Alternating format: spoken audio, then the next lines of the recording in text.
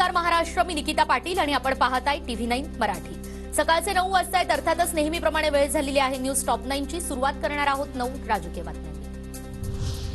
धारावी पुनर्विकास प्रकल्पाविरोधात ठाकरे गटाचा आज मोर्चामध्ये उद्धव ठाकरे उपस्थित राहणार। दुपारी 3 वाजता मोर्चाला सुरुवात होणार। धारावी पुनर्विकास प्रकल्पाविरोधात ठाकरे गटाच्या या मोर्चाचा टीझर जारी। कलानगर जंक्शनवर शिंदे गट आणि ठाकरे गटाकडून बॅनरबाजी। धारावीचा मोर्चा कशासाठी, याचे ठाकरे गटाकडून बॅनर्स, तर वांद्रे पूर्व विधानसभेतील प्रश्नांसाठी मोर्चा का नाही, शिंदे गटाचाही बॅनरमधून सवाल।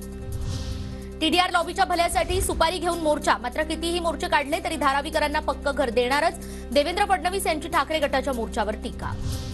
आणि आज ठाकरे गटाच्या अदानी समूहाच्या कार्यालयावर मोर्चा निघणार। आशिष शेलार यांचा कवितेच्या माध्यमातून ठाकरे गटावर निशाणा। अडवणूक आंदोलन कधी मोर्चा, मुंबईत मात्र उभाटाबाबत एकच चर्चा, धारावीतून निकालेंगे मातोश्री 2चा खर्चा। वर्ध्यामध्ये ओबीसी आरक्षण बचाव एल्गार सभा, भुजबळ, पडळकर आणि वडेट्टीवार उपस्थित राहणार। सभास्थळी मोठ्या प्रमाणात बॅनरबाजी। नवी मुंबईच्या कळंबोलीमध्ये आज शरद पवार गटाचा कार्यकर्ता स्वाभिमान मेळावा। शरद पवार, जयंत पाटील आणि अमोल कोल्हे मेळाव्याला उपस्थित राहणार। दिशा सलियान मृत्यू प्रकरणी एसआयटी तपास सुरू, तर दुसरीकडे सुशांत सिंग प्रकरणातही संशयितांविरोधात लुकआउट नोटीस। नोटीशीनंतर रिया चक्रवर्ती हायकोर्टात। सुधाकर बडगुजर यांची नाशिक पोलीस आयुक्त संदीप कर्णिक यांच्याकडून चौकशी। सलीम कुत्तासोबतच्या व्हिडिओनंतर बडगुजर यांची चौकशी। विधिमंडळाचं अधिवेशन चालू आहे, त्यामुळे या ठिकाणी काही बोलणे योग्य नाही।